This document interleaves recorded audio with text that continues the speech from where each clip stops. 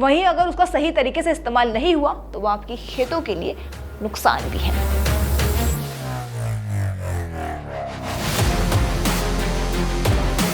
और इस तरह की मिट्टी में पौधे कमजोर होने लगते हैं, क्योंकि जैसे ही ये पानी के संपर्क में आएगा तो ये तेज गर्मी पैदा करेगा, जिससे आपकी फसल को नुकसान हो सकता है। क्या आप जानते हैं, जहां एक तरफ चूना आपके खेतों के लिए अच्छा है तो वही दूसरी तरफ वही चूना आपके खेतों को नुकसान भी पहुंचा सकता है। जी हाँ, मैं उसी चूने की बात कर रही हूं जो दीवारों पर पोता जाता है, या मैं यूं कहूं कि पान पर लगाया जाता है। वहीं अगर आपकी मिट्टी अम्लीय है, फसलें कमजोर हो रही हैं, या फिर यूं कहूं कि उसकी पत्तियां पीली हो रही हैं, तो समझ जाइए कि आपकी मिट्टी को अब जरूरत है चूने की। नमस्कार, बॉस वाला फार्मिंग हिंदी में आप सभी का बहुत बहुत स्वागत है। और जैसा कि आप सभी जानते हैं कि मैं हूं उत्तराखंडी, करती हूं खेती बाड़ी और नाम है किरण। तो आज हम बात करेंगे एक आसान लेकिन असरदार उपाय के बारे में, जो खेती के लिए जरूरी है, वहीं अगर उसका सही तरीके से इस्तेमाल नहीं हुआ तो वो आपकी खेतों के लिए नुकसान भी है। चूना यानी कि कैल्शियम कार्बोनेट, ये ना सिर्फ मिट्टी को संतुलित करता है बल्कि कई तरह की बीमारियां, कीटों और फसल की समस्याओं को भी कम करता है। तो चलिए इसके बारे में विस्तार में जानते हैं। चूना क्या है, कितने प्रकार का है और खेती में इसका कैसे सही उपयोग किया जा सकता है, आज के इस वीडियो में ये सारी चीजें मैं आपको विस्तार से बताऊंगी। तो सबसे पहले समझते हैं चूना क्या है और इसके प्रकार। चूना एक प्राकृतिक खनिज है और वैज्ञानिक नाम कैल्शियम कार्बोनेट। ये एक पत्थर की तरह होता है जिसे आम भाषा में लाइमस्टोन या चूना पत्थर भी कहते हैं। वहीं खेती में इसका इस्तेमाल होने के 3 मुख्य कारण हैं। सबसे पहले कैलासाइट, सबसे आम और सरल। फिर उसके बाद आता है डोलोमाइट, इसमें मैग्नीशियम होता है। तीसरे नंबर पर है जिप्सम, इसमें कैल्शियम सल्फेट होता है जो खासकर नमक वाली मिट्टी के लिए उपयोग किया जाता है। इसके अलावा चूने के 3 वैज्ञानिक रूप होते हैं। सबसे पहले कच्चा चूना, दूसरा बुझा हुआ चूना, तीसरा हाइड्रेटेड चूना।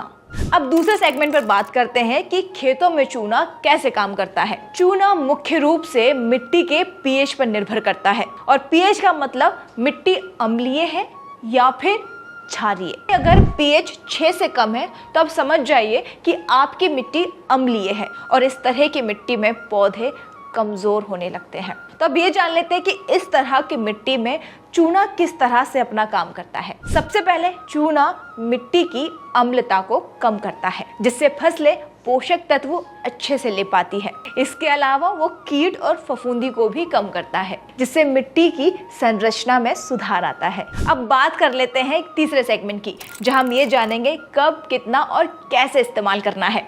और इस बात को ध्यान से सुनिएगा क्योंकि ये बहुत जरूरी है। थोड़ा बहुत भी ऊपर नीचे हुआ तो जैसा कि मैंने स्टार्टिंग में बोला था कि ये आपकी फसलों के लिए अच्छा है, तो यही चीज आपकी फसलों को नुकसान भी पहुंचा सकता है। तो इस पॉइंट को आप ध्यान से सुनिएगा। मेरे को तो ऐसा धक धक हो रहा है। अगर आपकी मिट्टी का पीएच 6 से कम है तो 20 किलो चूना प्रति एकड़ हर फसल के चक्र में। वहीं आपका पीएच 6 से 7 के बीच है तो आपको डालना होगा 10 किलो प्रति एकड़ साल में एक बार। वहीं अगर आपकी मिट्टी का पीएच 7 से 8 के बीच में है तो 2 किलो प्रति एकड़ स्प्रे के रूप में। वहीं अगर आपकी मिट्टी का पीएच 8 के ऊपर है तो आप मिट्टी में बिल्कुल भी चूना ना डालें, सिर्फ स्प्रे करें।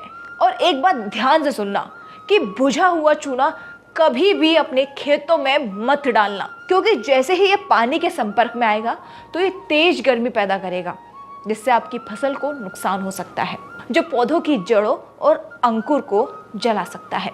और जैसा कि मैंने आपको बताया था कि ज़्यादा होना भी ख़राब है, कम होना भी ख़राब है। चूना आपको फ़ायदा भी देगा, चूना आपको नुकसान भी देगा, तो ये उसका एक नुकसान है। फिर सवाल वही, तो फिर चूने का इस्तेमाल कैसे करें? और ये भी बहुत आसान है। इस्तेमाल करने से पहले चूने को पानी में घोल कर देख लें कि प्रतिक्रिया हो रही है या नहीं, क्योंकि हमने देखा होगा कि जैसे ही हम चूने को पानी में मिलाते हैं उसमें उबाल आना शुरू हो जाते हैं। तो इस तरह से आपको चेक करना होगा। इसके बाद बात करते हैं चौथे सेगमेंट की, जो कि है चूना स्प्रे के लिए। तो जब भी आप खेतों में चूना डालें तो ये जरूर याद रखिएगा कि हाइड्रेटेड चूना ही स्प्रे करें अपने खेतों में।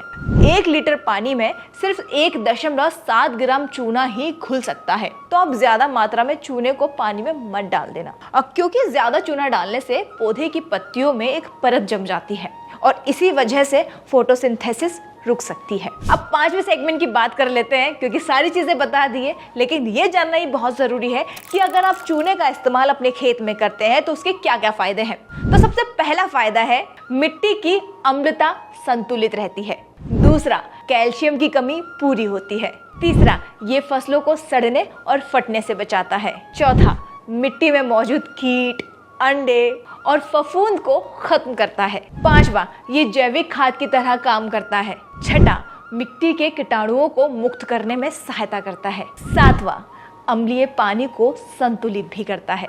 अब बात करते हैं इसके 6ठे सेगमेंट की, जो कि है चेतावनी और सावधानी।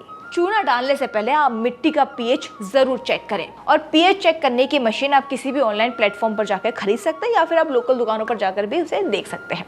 और हाँ, चूने को उर्वरक समझकर कभी भी खेतों में अंधाधुंध चूना ना डालें। और हाँ, ये बात जरूर याद रखना कि हर चूने का इस्तेमाल उसके प्रकार और उसकी जरूरतों को समझकर ही करें। और आखिरी और सबसे महत्वपूर्ण बात, फसल में कभी भी भूंजा चूना ना डालें। तो आज की ये मेरी वीडियो इस पर थी कि आपको खेतों में चूना डालना चाहिए या नहीं, तो उस पर मैंने अपनी तरफ से पूरी कोशिश करी है कि जितनी भी इन्फॉर्मेशन मैं आप तक पहुंचा सकूं मैंने पहुंचाने की पूरी कोशिश करी है। इसके अलावा अगर आप और ज़्यादा जानकारी चाहते हैं कि किस तरह से खेती करें और कौन सी खेती हमारे लिए सही रहेगी, तो बॉस वाला ऐप को डाउनलोड कर लें। वहाँ पर हमारे मेंटोर हैं जो आपको 1 to 1 ये बताएंगे कि अगर आप खेती में इंटरेस्टेड हैं, किस जगह से हैं, कितने एकड़ की आपके पास ज़मीन है, उसके अकॉर्डिंग आप कौन सी खेती कर सकते हैं। फिलहाल इस वीडियो में इतना ही। अगर आप किसी और टॉपिक पर वीडियोस चाहते हैं तो कमेंट बॉक्स में मुझे उस टॉपिक के बारे में ज़रूर बताइएगा। मैं कोशिश करूंगी कि उस पर एक वीडियो ज़रूर बनाऊं। फिलहाल मुझे एंड तक देखने के लिए दिल से शुक्रिया। आई होप आप सभी खुश होंगे, तंदुरुस्त होंगे, अपने आसपास वालों का ऐसे ही ख्याल रखिएगा। और मुझे एंड तक देखने के लिए दिल से शुक्रिया। एक बार फिर से कहूँगी, जय हिंद, जय किसान। बॉस वाला, बी द बॉस।